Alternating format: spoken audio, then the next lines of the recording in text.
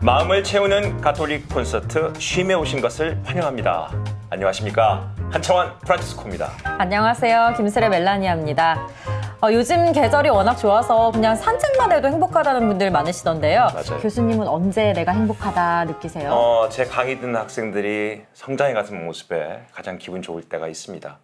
또 그리고 이런 말을 하는 분도 계시더라고요. 긴 하루 끝에 좋은 책이 기다리고 있다는 생각만으로도 참 행복하다. 미국의 수필가 캐슬린 노리스가 한 말입니다. 오, 저도 그렇거든요. 네, 저랑 네. 이렇게 행복을 느끼는 수준이 비슷한데요. 네.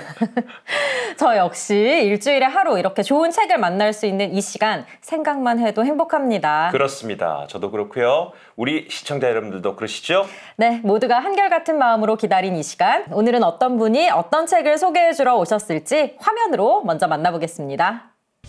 누구나 한두 명쯤 내 인생의 나침판으로 삼은 위인이 있다. 하지만 우리는 그 인물들에 대해 얼마나 알고 있을까? 우리 사회 전반에 걸쳐 큰 발자취를 남긴 인물들의 삶을 되살려 시대 정신을 전하고 있는 이충렬 작가. 1994년 실천문학에서 등단해 일간지와 월간지 등의 기고를 하며 두터운 팬층을 거느리고 있는 베스트셀러 작가이기도 하다. 누구보다 치밀한 자료조사와 탄탄한 스토리텔링으로 한국 전기문학의 새로운 지평을 연 그를 만난다. 안녕하세요. 네, 안녕하세요. 네. 어릴 적 우리가 누구나 위인전들을 한두 권 다 읽어봤을 겁니다. 작가님께서 이 전기문학에 관심을 가지게 된 건 어떤 이유가 있으신가요? 예, 전기는 우리나라 역사와 문화에 큰 업적을 남기신, 또 사회에 큰 업적을 남기신 분들의 삶을 복원하는 문학 장르입니다. 그렇습니다. 그런데 우리나라에서는 전기 그러면은 꼭 그 대기업 회장님들 자서전을 전기라고 생각하고 계시는 분들이 많은데 네네. 그건 아니고 전기는 그런 분들의 삶을 통해서 지금에 사는 우리들을 되돌아보게 하는 그런 특성을 갖고 있기 때문에 거기에 매력을 느껴서 전기를 쓰게 되었습니다. 네. 오, 그러면 저는 이게 궁금해져요. 혹시 작가님이 좋아하는 위인이 있을까요? 그게 사실 참 대답하기가 힘든 질문입니다. 왜 그러냐면은 우리 사회, 역사에 여러 분야가 있는데 각 부분에서 특출난 분들을 이렇게 한꺼번에 비교하는 게 쉽지가 않아요. 그래서 네. 각 분야별로 저는 이렇게 한 분씩을 택하는데 네. 우리 가톨릭계에서는 역시 가장 큰 어르신이신 그 김수환 추기경님의 삶을 존경하고 있습니다. 네네네. 그럼 오늘 소개할 책도 역시 그 김수환 추기경님에 관련한 책이겠군요. 예, 맞습니다. 네. 네. 그 제목이 김수환 추기경입니다. 그렇습니다.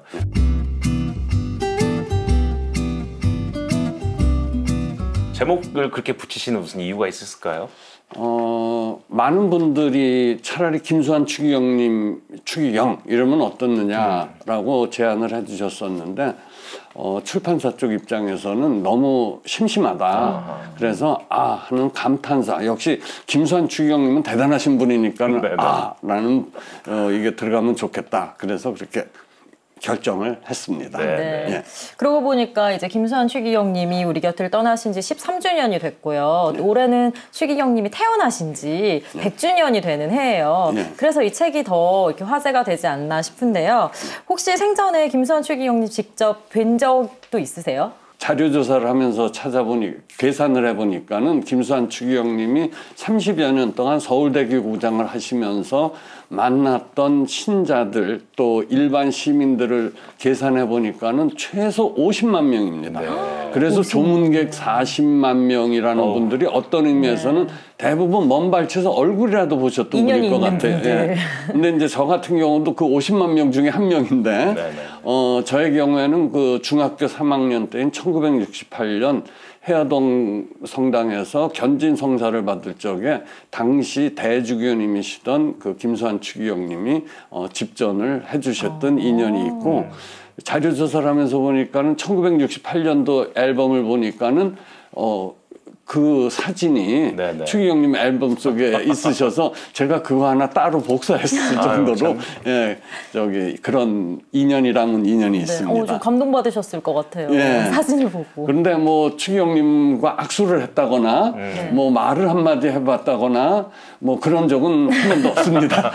그래도 아주 남다른 인연이신데 예. 사실 김수환 추기경님에 대한 책은 참 많이 소개가 됐습니다. 예. 그런데 이번에 쓰신 책을 보니까 양이 보통 양이 아닙니다. 예. 1권, 2권이 해서 한 1000페이지가 넘는 1100페이지입니다. 예. 예. 어떻게 김수환 추기경님 이렇게 쓰실 생각을 하셨죠? 이 김수환 추기경님 그러면 사람들이 다 안다고 생각해요. 사실. 그러니까는 뭐 당연히 전기도 있겠지. 네. 그렇게 생각을 하는데 추기경님이 선종하시고 나서 5년쯤 지났는데도 그 87년의 삶을 총체적으로 다룬 전기가 나오지를 않았어요. 그렇군요. 예, 그래서 삶과 영성을 조명한 책은 없길래 그동안 전기를 그래도 한 7, 8편 썼던 작가로서 그래도 우리 카톨릭계의 큰 어른이신 김수환 추기경님의 삶의 여정뿐이 아니라 그 영성까지도 한번 이렇게 잘 조화를 시키는 이루는 책을 전기를 썼으면 좋겠다 네. 하는 생각에 쓰게 되었습니다. 네. 이 책을 읽다 보면 재미로 우리가 볼 수 있는 게 사진이 아주 많이 함께 있습니다. 미공개 사진도 많다고요. 예. 추기경님만 해도 1950년대, 60년대, 70년대에 활동을 주로 하셨기 때문에 그 당시의 삶을 이해하지 못하는 독자들도 있습니다. 그래서 사진이 많으면 많을수록 추기경님과 이렇게 좀 삶에 몰입이 될 수 있기 때문에 사진에 굉장히 많은 신경을 써서 약 340매의 사진을 실었고 그 중에서 100매는 그동안 공개되지 않았던 미공개 사진입니다. 그래서 사진만 봐도 추기경님의 일생이 이렇게 눈에 그려질 수 있도록 그렇게 노력을 했습니다. 추천사도 보고 또 이 감수하신 글도 보면 공인전기다 이런 말씀하십니다. 이 공인전기라는 게 어떤 의미일까요? 이제 공인전기에는 이제 제일 첫 번째는 교회 인가를 받은 전기다. 이제 교회 공식 인가. 근데 그동안 서울대교구 홍보국에서 자료를 쭉 찾아보니까는 교회 인가를 받은 전기는 단 한 편도 없었습니다. 그렇군요. 그냥 낸 거예요, 사람들이. 각자 생각대로 낸 거죠. 각자 내고 네네. 뭐 교회 인가 이런 거 없이 냈는데 교회 인가를 받은 게 처음이라서 서울대교구 홍보국에서 최초의 공인 전기라는 그런 거를 수식어를 붙여주셨고 그 다음에 교회사 연구하시는 분들 또 여기 교회사 연구소 그 소장 신부님이라든가 고문님들이 이 정도 책이면은 공인 전기라고 하기에 부족함이 없다 하는 학계의 인정을 받은 거를 보통 공인 전기라고 합니다.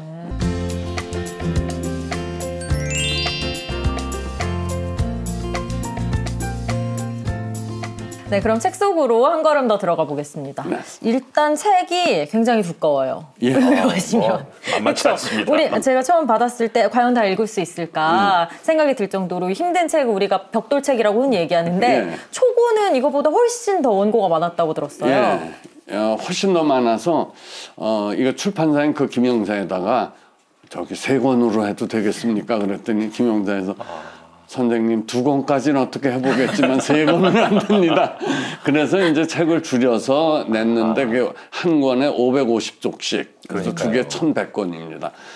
그렇게 한 거는 김수환 추기경님이 하신 일이 너무 많으셨었어요. 30년 동안 서울대교구장을 하시면서 그러니까는 해방 이후 서울대교구에서 설립된 단체는 모두 다 김수환 추기경님이 만드시고 이끄시고 이 서울대교구 또 한국천주교의 첫 번째 추기경님으로서 많은 그 체계를 잡아가셨기 때문에 다뤄야 될 문제가 너무너무 많아갖고 그렇게 책이 두껍게 됐습니다.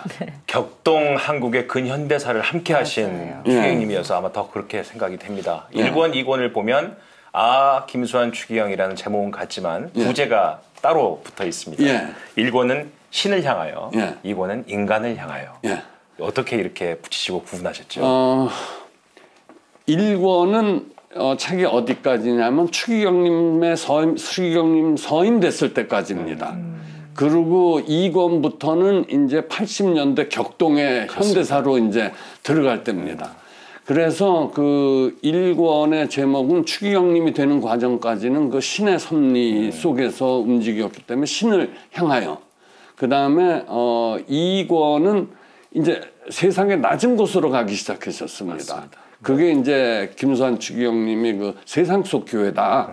그래서 이제 이 가난한 사람들, 병든 사람들 이런 사람으로 가셨기 때문에 인간을 향하여 라는 제목이 소제목이 좋겠다. 그래서 구분을 했습니다. 네.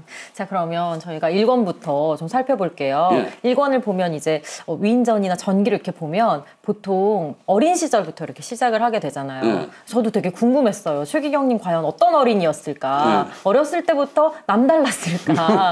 굉장히 궁금했는데요. 이 책에 또 보면 자세히 나와 있잖아요. 예. 어린 추기경님은 신부님이 될 생각은 없으셨더라고요. 전혀 없으셨습니다. 네. 그리고 형님 그 김동환 신부님은 성소가 뚜렷했습니다. 어렸을 네. 때부터 신부가 되겠다. 근데 김수환 추기경님은 동화책 그 육효자전이라는 거 보고 나서 아, 효자는 이렇게 장사를 열심히 해서 돈을 벌어서 장가 가서 며느리와 함께 효도를 하는 게 이게 효자다 하는 생각이 있어갖고 이제 장사꾼이 되시려고 그러셨어요. 그래서 어머니가 니네도 이제 소신학교 가라. 그러니까는 김수환 형님은 네 하고 대답하셨는데 추기경님은 대답을 안 하셨대. 그러니까 어머니가 갈래 안 갈래? 그러니까 할 수 없이 예 하고서는 2년 후에 이제 대구에 있는 성 유스티노 예비 신학교를 들어갑니다. 그게 이제 초등학교 5학년 시절에 들어가는 겁니다. 김수환 추기경님 생각하면 아, 이분은 신학교 가서부터는 정말 독실하게 신부의 길을 걸었겠다 생각이 들었는데 책을 읽어보니까 인간적인 고뇌가 아주 많으셨더라고요. 아유, 네. 작가님 보실 때도 어떻게 생각하세요? 아니 많은 분들이 추기경님쯤 되셨으니까 그냥 어린 시절부터 성소가 확실해갖고 그냥 오직 한 길로 가셨을 것 같았는데 추기경님은 그 상당히 좀 지적인 부분이 있으셨어요. 그래갖고 그 소신학교가 그 당시에 5년 과정이었었는데 서울에 있는 이제 동성 소신학교를 갔습니다. 거기서도 늘 갈등을 합니다. 내가 과연 신부가 될 수 있을까? 그랬는데 일본의 그 조치대, 그러니까는 그 예수에 사는 그 소피아 대학이라고 있습니다. 거길로 유학을 떠나셨는데 거기에서 만난 기숙사 영성 지도 신부님이신 게페르트 신부님을 만났는데 그분으로부터 아주 크게 감명을 받아갖고 나는 이제 신부의 길로 가겠다.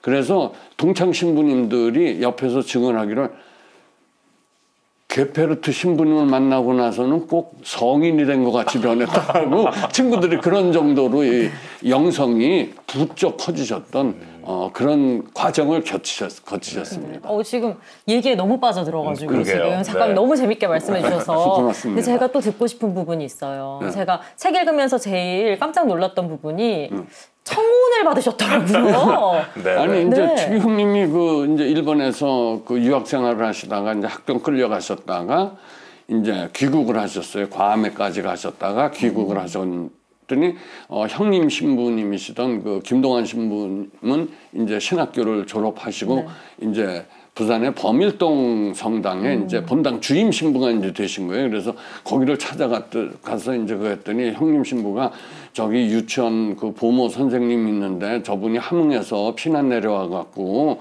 뭐 사연이 복잡한 것 같아서 자꾸 나한테 뭐 이렇게 상담을 하는데 나는 이 본당 사목 때문에 바쁘니까 네가 상담을 좀 해줘라. 신학생이니까는. 그래서 상담을 몇 번 해줬더니 한번 청혼을 하더라는 거예요. 그래서 아니 그럼 나는 이거 카운슬러 했었지. 이거 남자가 아닙니다. 저는 지금 이제 가을 학기부터 신학교에 다시 서울로 갑니다. 그랬더니 여자가 뭐 니체를 얘기하고 좀 지적이었었대요. 근데 추기경님도 아까 제가 지적이라고 그러셨잖아요. 그래서 독서를 많이 했으니까 말이 통한다 그래갖고 아이고 잘 됐구나 하고 그 여자분이 그러셨던 것 같아요. 그래서 아닙니다. 전 아닙니다. 그러고 이제 대구로 오셨다가 저기 서울에 신학교에 갔으니까는 그거는 사실 신학생 때 일도 아니고 이제 신학교 다시 복학하려고 준비할 때 하나의 에피소드라서 추기경님도 웃으면서 그런 기록을 남기셨습니다. 참 이 책에는 또 이 추기경님의 풀리지 않던 의문에 대한 답도 있다고 들었습니다. 첫 번째, 왜 김천성당 주임 신부를 하시다가 그 자리를 두고 독일 유학까지 가셔가지고 새로운 학문을 하시죠. 그 당시에 생소했던 그리스도교 사회학을 전공하셨습니다. 작가님 보실 때는 이게 어떻게 생각을 해야 될까요? 저도 이게 참 난감했었어요. 네. 그게 도대체 왜 가셨느냐. 그리고 경향신문에 요만하게 나왔었는데 옛날엔 신부님들이 유학 가면 또 경향신문은 카톨릭 신문이었었기 때문에 요만하게 내줍니다.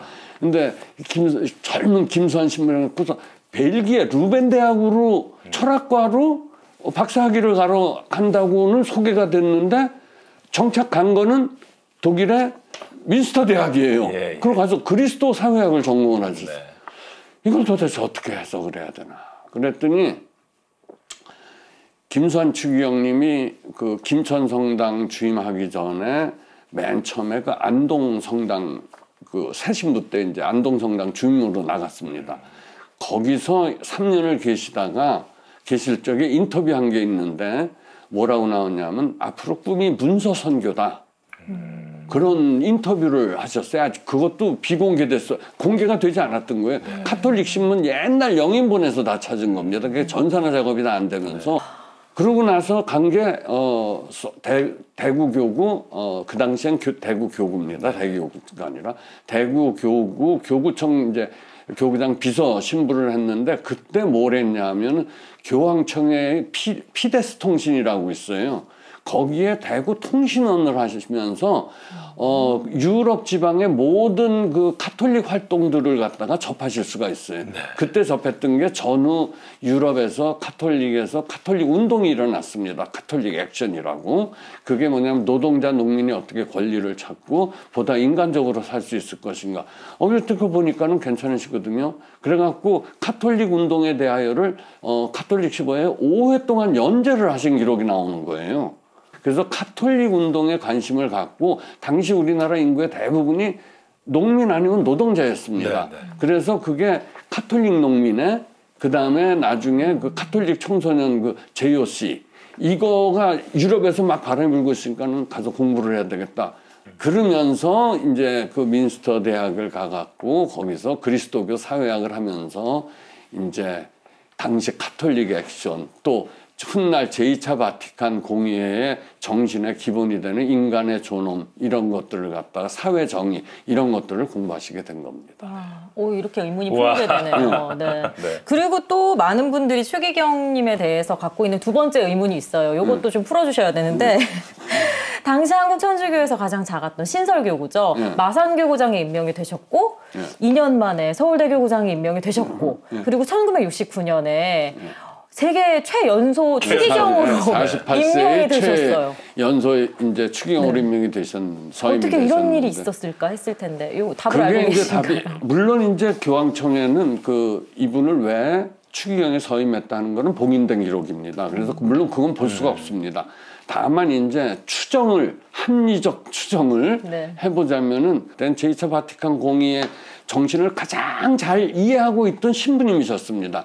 그러셨기 때문에 대구교구에서 카톨릭 독일에서 돌아오시니까는 그거를 이제 앞으로 잘 우리나라의 제2차 바티칸 공의에 정신을 잘 소개해라. 그래갖고 서정길 주교께서 이제 카톨릭 시보사 사장 신부님으로 임명을 하십니다. 그때 공의의 문건을 전부 번역해갖고 그냥 계속 실는데 어떤 새로운 뭐 문헌이 발표되면은 일주일에 4면 발행하던 걸 8면으로 직면을 해갖고 깨악 같은 글씨로 본인이 직접 번역을 했습니다. 그래서 그걸 이제 번역해서 이제 딱 교계에 알리는 겁니다. 그래서 김수환 추기경님이 카톨릭 제2차 바티칸 공의의 정신에 충실하다. 그래서 이제 그러면서 그게 교회 현대화거든요. 네네. 일종의 현대화 물결 속에서 이제 가장 어린 그 주교로 신생교구의 주교로 됐는데 서울대 교구에서도 교황청에서 보는데 이게 똑부러지시거든. 그 논리가. 네. 그래갖고 서울대주교장으로 파격 발탁을 하시고 이듬해 한국뿐 아니라 아시아까지도 한번 공의의 정신을 하라는 의미에서 추기경님을 세계 최연소 추기경으로 서임했을 것 같다는 게 저의 생각이지 그건 확실한 거는 그 어느 누구도 말을 할 수가 없지만 상당히 그 근거는 있지 않을까 이렇게 생각을 합니다.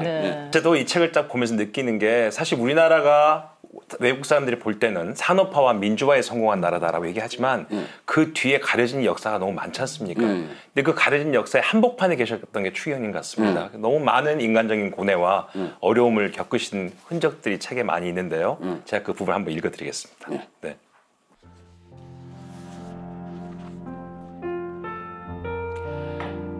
아버지, 때가 왔습니다. 당신께 회도할 때가 왔습니다. 그리스도와 함께 저의 매일의 십자가를 질 때가 왔습니다. 저도 아버지의 뜻에 따라서 그 뜻에 완전히 순종하며 그 뜻에 완전히 투항할 때가 왔습니다. 그는 자신의 신분과 환경에 따른 대접으로 자신도 모르게 무의식 중에 귀하신 몸이 된 자신을 통렬하게 반성했다. 그런 자신의 모습이 너무 부끄럽고 슬퍼 마음속에서는 쉬지 않고 눈물이 흘렀다. 나의 출신은 서민이다. 가난한 집의 자식이다. 어린 시절 선산에서는 새방에서 살았다. 그 후 군위에 와서는 방 2칸의 작은 초가집에서 살았다. 그런데 신부가 되면서부터 점점 서민 의식은 사라지고 주교, 대주교, 추기경이 되면서 명실공히 귀족이 되었다. 주교일수록 서민과 같은 소박함을 가져야 한다. 본시 하느님이시면서 우리를 구하시기 위해 당신을 완전히 비우시고 가난한 자 중에서도 가난한 자 되신 그리스도의 겸손을 본받아야 한다. 겸손 자체이신 그리스도를 닮지 않고서는 크리스천 정신, 복음 정신에 젖은 주교, 가난하고 봉사하는 주교가 될 수 없다. 주여, 저는 이것저것 생각하지 않겠습니다. 주님께 대한 저의 사랑도 재지 않겠습니다. 그저 주님만 바라보고 주님과 함께 걸어가겠습니다. 어디로 가시든지 어디로 인도하시든지 주님과 함께 걸어가고 싶습니다. 주여, 저를 받아주소서. 본시 모든 것이 당신의 것이오니 있는 그대로 당신께 맡깁니다. 생긴 그대로 바칩니다. 저 스테파노를 불쌍히 여겨주소서.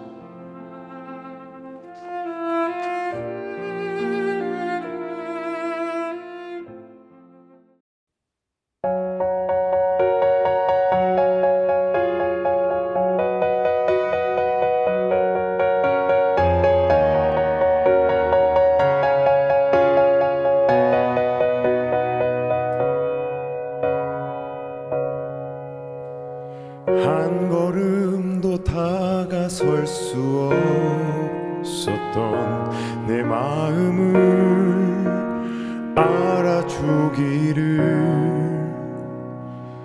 얼마나 바라고 바래왔는지 눈물이 말해준다.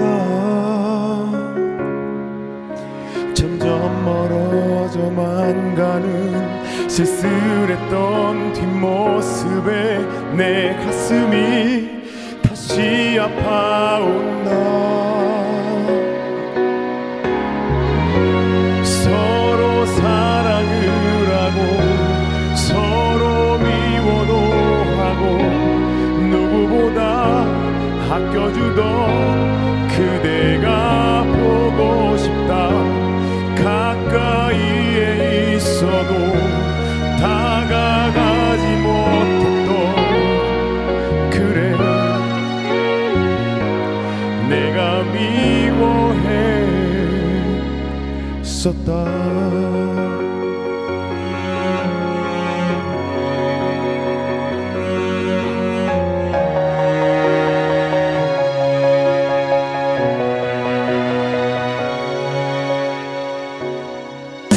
점점 멀어져만 가는 쓸쓸했던 뒷모습에 내 가슴이 다시 아파온다.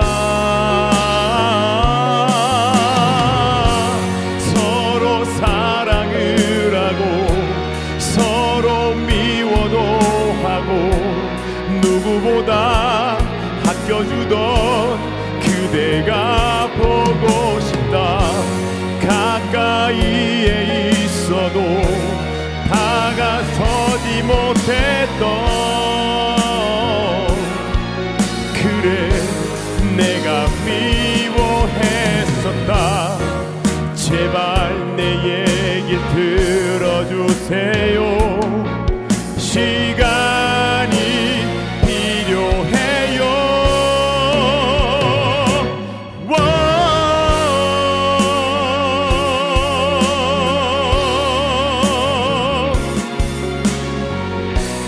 누구보다 아껴주던 그대가 보고 싶다. 가슴 속 깊은 곳에 담아두기만 했던 그래 내가 사랑했었다.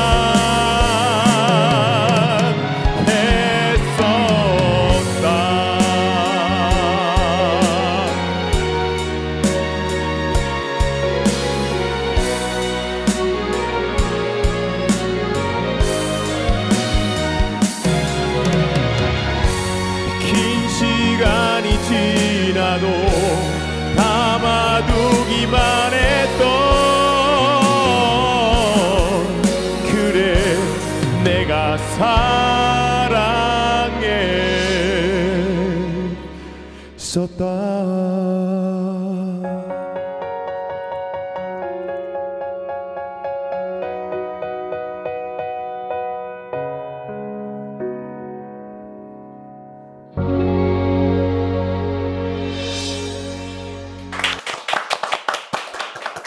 잘 들었습니다. 아름다운 노래 선물 감사합니다. 고맙습니다. 우리 시청자 여러분께 소개 부탁드릴게요. 네, 크로스오버 가수로 활동하고 있는 박준서 율리오 1세입니다. 지금 가수 활동하고 있고요. 그리고 대학교에서 또 아이들 뮤지컬 가르치고 있습니다. 네, 김선충 형님이 이렇게 우리 사회에서 굉장히 존경받는 어르신 중에 한 분이신데 그러면 요런 거는 좀 본받고 싶다 하는 점. 근데 저는 이런 그 추기 형님의 어떤 인생을 보면서 느낀 거는 뭔가 가진 자들은 그것이 무엇이든 간에 그것이 없는 사람들에 대한 어떤 사회적인 책임을 가지고 살아야 되는 게 아닌가 하는 생각을 하게 됐거든요. 그러니까 노래를 잘하는 사람들은 노래를 못하는 사람들한테 노래를 가르치면서 나눠주고 돈이 많은 사람들은 자발적으로 또 돈이 없는 사람을 나눠주기도 하고 힘이 좋은 사람들은 힘이 약한 사람들을 보호하고 도와주기도 하고 이런 생각이 많이 들었거든요. 아마 김수환 추기호님께서 저희한테 보여주신 모습 중에 가장 큰 게 그런 어떤 것을 실천해라라는 어떤 그 무언의 메시지가 아니었을까 그런 생각이 돼서 앞으로도 인생을 통해서 더 많은 것들 나누고 살려고 노력하고 있습니다. 참 노래만큼 말씀 잘하십니다. 네, 오늘 이번 노래 말고도 여러분들 잠시 후에 또 준비가 되어 있으니까요. 준비해 주시고요. 네, 감사합니다. 고맙습니다. 네, 이번에 이제 2권을 살펴보도록 하겠습니다. 자, 2권 이 부분이 어떻게 보면은 추경님께서 서울대교구장으로 계시던 아주 격동의 시기에 시작부터 설명을 해주고 계신데요. 여기 보면은 추경님 이야기에 이 부분을 함께 언급하신 이유가 작가님 따로 있으신가요? 예. 제가 이거를 좀 자세하게 했던 건 많은 분들이 오해를 하세요. 추경님 운동권이었었다. 민주화 투사였었다. 근데 그게 아닙니다. 네, 그렇죠. 추기경님의 일관된 관점은 제2차 바티칸 공의회의 약자에 대한 사랑으로 인간성의 회복 이거였었기 때문에 제2차 바티칸 공의회 정신의 실천가였었지 무슨 민주화 투사가 아니셨습니다. 그래서 그 부분을 독자들이 좀 오해하지 않게 하기 위해서 좀 자세하게 언급을 했었습니다. 네. 네. 아니, 저희 역시 사실 그 부분을 읽으면서 진짜 다큐멘터리를 보는 것 같은 그런 맞아요, 몰입감이 맞아요. 느껴졌어요. 근데 진짜 또 그 와중에 너무 가슴이 아팠던 거 이런 정말 많은 문제들을 고민하고 해결하고 하느라 김추기 형님 거의 잠을 못 주무셨다고요. 예, 30년 동안 불면증으로 하루에 뭐 2시간도 주무시고 3시간도 주무시고 그래서 부항을 뜨다 잘못해서 이마에 뭐 상처도 생기시고 예, 그랬지만 끝까지 불면증으로 고생을 하셨습니다. 너무 많은 짐이 너무 많았어요. 그러니까요.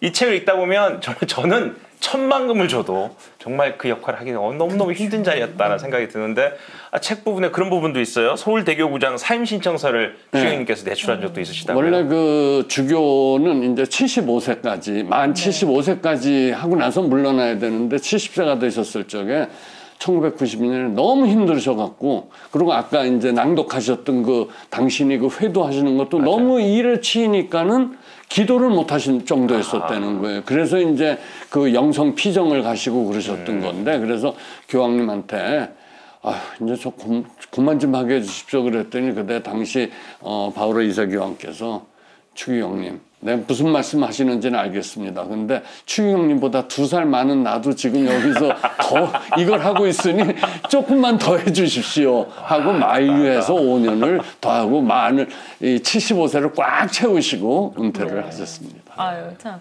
그렇다고 해도 최연소에 되셨으니까 70까지였어도 벌써 몇십 년을 하신 거잖아요. 네. 오래 하시긴 했어요. 25년을 하셨었고 그렇죠. 그러니까는 4반세기 아닙니까? 그러니까 그 기간에 짐이 너무 무거웠어 갖고 그랬던 적이 있었습니다. 네, 이 책을 보면 정말 다양한 에피소드들이 너무 많고 감동적인 이야기들이 많은데 그 중에서도 저는 기억에 남는데 이제 막달레나 집을 방문하셨을 때 김추기 형님이 그때도 또 굉장히 감동적이었어요. 맞습니다. 이곳이 어떤 곳인지 소개해 주세요. 그 막달레나 집은 지금은 없어졌지만 그 90년대 초반 그 용산에 그 저기 성매매 여성들이 있던 곳입니다.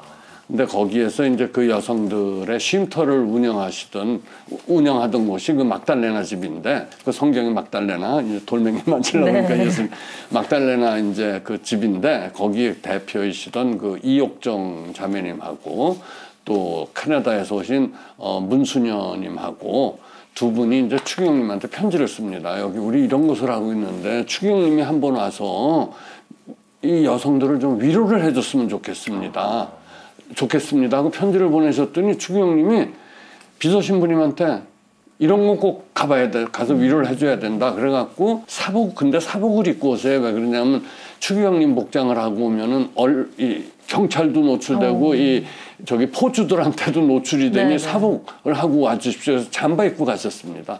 그래서 그때부터 매해 이제 거기를 방문하시면서 여인들의 그 슬픈 이야기도 들어주시고 하다못해 술잔도 따라주시고 담뱃불도 붙여주시고 화투도 같이 치시고 이제 이러면서 그들을 위로했고 제가 제일 지금까지도 감동에 남는 거는 어떤 한 그 여성이 이제 병으로 이제 세상을 떠나니까는 삼각지 성당에다 얘기해서 이 여인의 장례미사를 좀 드려달라고 그랬대요. 그랬더니 용산 그 성매매 그 집성촌에 있는 여성들이 아무개가 살아있을 적에는 사람 대접을 못 받다가 죽어서는 사람 대접을 받는 거나 그러고 하얀 소복을 갈아입고선 버스 2대로 전세내서 성당에 가서 장례미사를 드리고 벽제 화장터로 갔다는 얘기를 듣고 그러면서도 한 20년을 계속해서 그분들이 다른 데로 옮겨서 강화로 갔는데 거기에 가서 또 뭐 소나무도 심어주시고 제가 알기로는 이 세상에서 어느 추기경님도 그런 이 소위 말하는 성매매 여성들의 거기를 가서 위로해 주신 분은 없는 것 같아요. 그래서 저는 그 생각을 할 때마다 진짜 가슴이 메일 정도고 추기경님의 가장 빛나는 부분은 그 부분이 아닌가 저는 이렇게 느꼈습니다.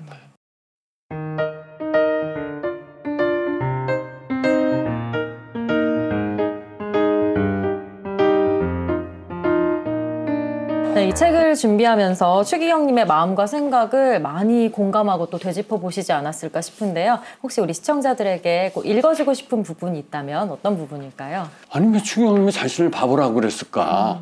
진짜 바보셨나? 뭐 그렇게 물어보시는 분도 있으세요. 농담으로.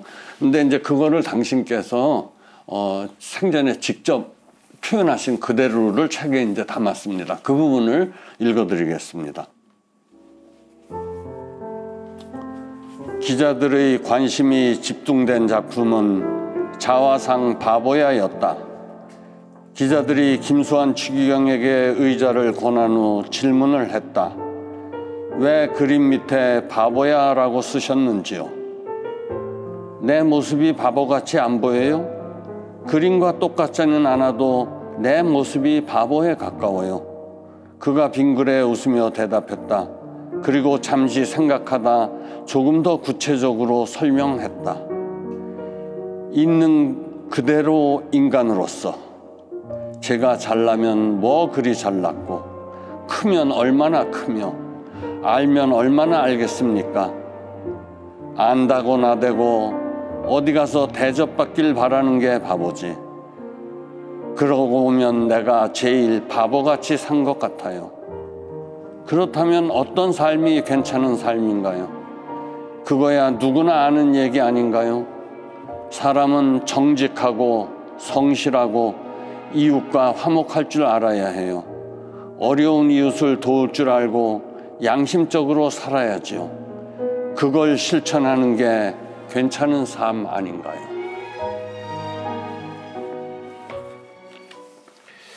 이 책에는요, 그동안 김수환 추기경과 관련된 정보들 중에서 바로잡아야 될 부분도 따로 소개를 해주셨습니다. 어떤 부분들이 있을까요? 뭐 굉장히 여러 가지가 있는데요. 딱 한 가지만 이건 시급히 좀 바로잡아야 될 거라서 사실 군위에서는 지금 생가라고 그러는데 그건 생가가 아니라 옛집입니다. 예, 옛집. 예, 옛집이에요. 근데 그 생가터는 어디냐면은 대구 대교구청 앞에 거기 아파트가 있는 그 자리가 생가터라고 추기경님도 말씀하셨고 조카님도 증언을 해주셨습니다. 근데 군위에서는 그걸 행안부에서 공인을 받았대요. 난 또 생가 공인해 준다는데 처음도. 그래서 그런 부분은 앞으로 역사적으로 학생들에게 바로 알기 위해서라도 군위에서 태어나신 게 아니라 대구에서 태어났고 거기서는 5살 때부터 살면서 이제 신학생의 그런 자질을 길러온 집. 그렇게 자리매김을 했으면 좋겠습니다. 네. 놀라운 게 또 이 책에 인쇄 반을 기부하신다고요, 작가님. 이 책을 냈을 적에 사람들이, 독자들이 제 이름을 보고 책을 사지 않고 추기경님 이름을 보고 책을 삽니다. 근데 그걸 제가 다 인쇄를 가지면은 그건 또 추기경님 정신, 나눔의 정신 이런 거에 이제 아니다 생각을 해갖고 추기경님이 그 생전에 유일하게 만드셨던 그 단체가 하나 있는데 그 자선단체 그게 옹기장학회입니다. 네. 그래서 옹기장학회다 인쇄 반은 해서 추기경님 뜻에 조금이라도 동참하겠다. 그래서 이제 그렇게 한 겁니다. 네. 갑자기 웃으시는데 옆에 바보 써 있는 것 같은 느낌이 드는 거 느낌 탓이겠죠? 네. 그러네요. 네. 자, 마지막으로 이 책을 꼭 읽었으면 하고 바라시는 그 대상자들이 있다면 어떤 분들한테 권하고 싶으세요? 이 책은 그 추기경님의 삶의 궤적, 그 다음에 신앙 여정, 그리고 어떻게 사는 게 우리가 인간이 가치 있게 사는 삶인가 하는 게 나와 있기 때문에 삶을 좀 가치 있게 살고 싶다. 그 추기경님하고 똑같이 못해도 비슷하게 이런 생활, 신앙, 이런 기본 생활, 믿음 이걸 갖고 싶다 하시는 분들 그런 분이 있으면 하나의 신앙의 모범이 되는 분의 그 전기라고 생각하고 읽어주시면은 아마 도움이 되지 않을까 그렇게 생각을 합니다. 네. 네, 오늘은 이충렬 작가님과 함께 김수환 추기경 이야기 나눠봤습니다. 작가님 오늘 말씀 고맙습니다. 고맙습니다. 네, 고맙습니다. 네.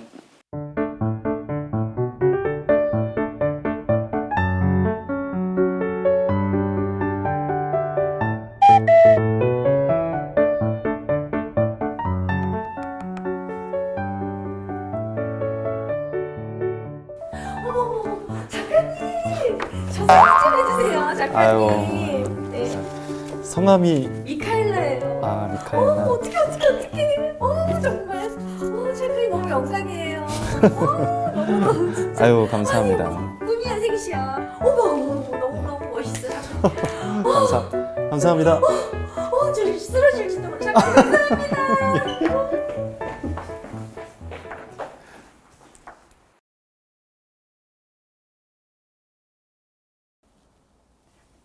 네, 여보세요? 응? 예, 제가 정현진인데요. 예? 정말요? 예, 추기경님이 추천사를 써주신다고요? 저희 당연히 오케이죠. 아, 예. 아, 감사합니다. 예, 감사합니다.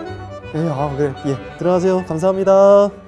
아, 정말 감사합니다. 추기경님이 영광입니다. 추기경님이 써주신 추천사? 아, 뭐야. 내 책이 아니잖아.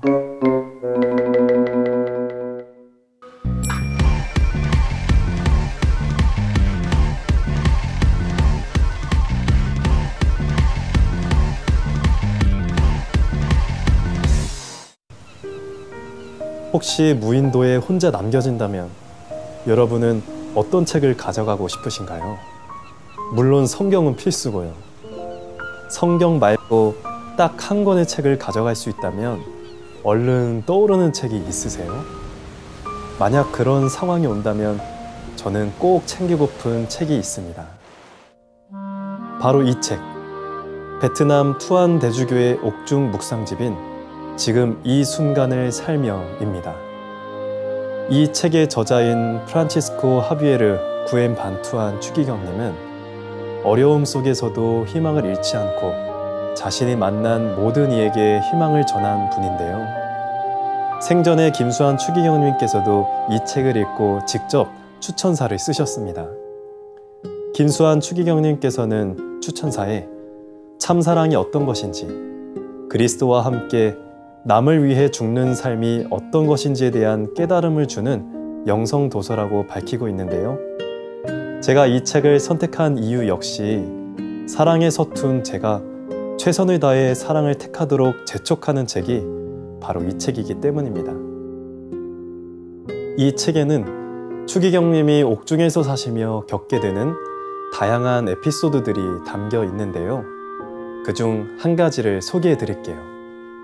추기경님 한 명에게 배정된 경비병들은 총 5명이었습니다. 그중 2명은 어디든 따라다니며 감시하는 임무를 맡았죠. 그들은 네 혹은 아니요 라고만 대답할 뿐 대화 자체가 불가능했습니다. 감시하고 감독하는 것이 그들의 임무니까요. 추기경님은 그들에게 친절을 베풀 수 없다는 사실이 너무나 괴로웠다고 합니다. 대화 중에 친절을 보이거나 선물을 건네며 마음을 전할 수 있었겠지만 가진 것이라곤 죄수복뿐이었고 경비병들은 대화를 거부합니다. 그때 들려오는 음성, 너는 부자란다. 예수님의 사랑을 가지고 있지 않느냐? 바로 다음 날부터 추기경님은 그 사랑을 나누어 주기로 결심합니다. 끊임없이 그들에게 말을 건네면서 다른 나라의 경제 상황에 대해 알려주기도 하고 여러 외국어를 가르쳐 주기도 하면서 결국 경비병들과 친구처럼 가까워지게 됩니다. 당신은 진정으로 우리를 사랑합니까? 그렇소. 진실로 당신을 사랑하오. 재판 없이 그렇게 많은 횟수를 감옥에 갇혀 고통을 받게 하는데도요. 나는 진정으로 당신을 사랑하오. 당신이 석방되면 우리와 우리 가족들에게 보복하려고 사람을 보내진 않겠지요. 그럴 리가. 당신이 나를 죽이고자 한다 해도 나는 계속 당신을 사랑할 것이요. 왜요? 왜냐하면 예수께서 당신을 사랑하는 방법을 가르쳐 주셨기 때문이요. 내가 당신을 사랑하지 않는다면 나는 더 이상 그리스도인이라 불릴 자격조차 없는 사람이 되어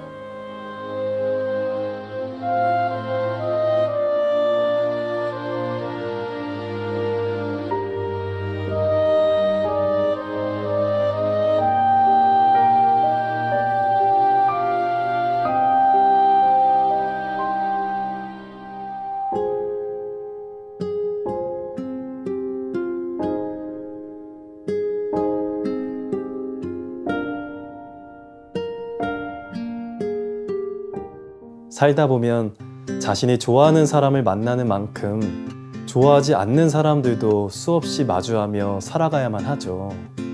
내가 사랑하는 사람들만 선택해서 만나고 상대하면 얼마나 좋으련만. 예수님은 너희가 사랑하는 사람만 사랑한다면 하늘에서 대체 무슨 상을 받을 수 있겠냐고 물으시죠. 구엠반투한 추기경님은 18년간의 투옥 중에 수감자와 간수들을 만나면서 이 책의 제목처럼 지금 이 순간 최선을 다해 하느님의 사랑을 실천하며 살아가겠다고 다짐합니다. 비록 자신이 만나는 사람이 나를 이유 없이 미워하더라도 사랑할 때가 다가올 때까지 기다리지 않고 바로 지금 현재 이 순간을 하느님의 사랑으로 채우리라는 그분의 다짐이 깊은 울림을 전해줍니다. 이 책에는 이 밖에도 추기경님의 감동적인 모습과 말씀이 더 담겨져 있는데요.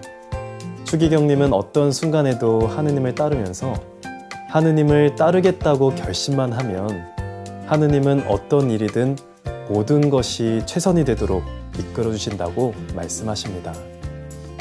교우분들도 신앙생활을 하시면서 구엠반투한 추기경님처럼 한 번쯤 생각해 보시면 좋겠다는 생각이 들었습니다.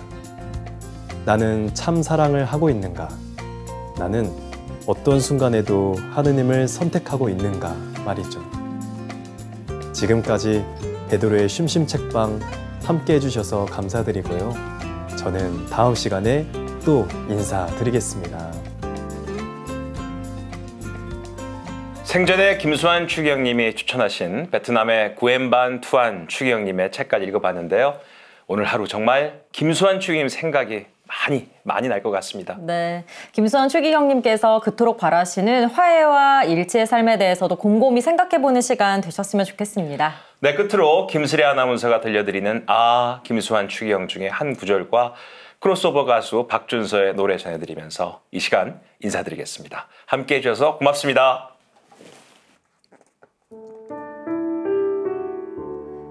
주님 앞에 다시 나와 앉았습니다.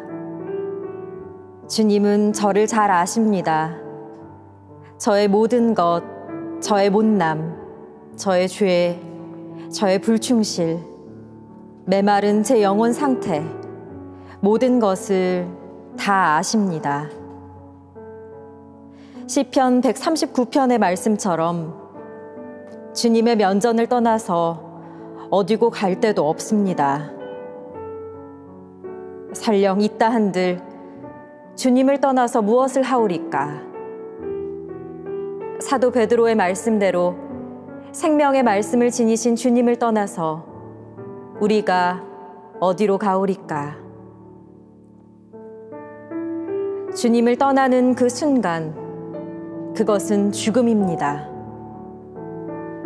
생명이신 당신을 떠나는 것이니 죽음밖에 무엇이 있겠습니까?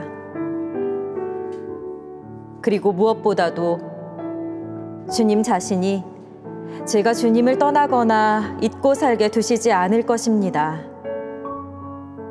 주님이 원하시는 것은 제가 죽는 것이 아니고 제가 사는 것입니다. 주님과 함께 영원히 사는 것입니다. 그만큼 주님은 이 못난 저를 사랑하십니다. 예수님, 제 마음을 당신 사랑으로 불사르소서. 당신의 빛으로 비추어 주소서. 주님은 나를 믿는 사람은 그 속에서 샘솟는 물이 흘러나올 것이다 라고 하셨습니다. 주님, 저는 주님을 믿습니다. 저의 믿음의 부족함을 당신 자비로 채워주소서.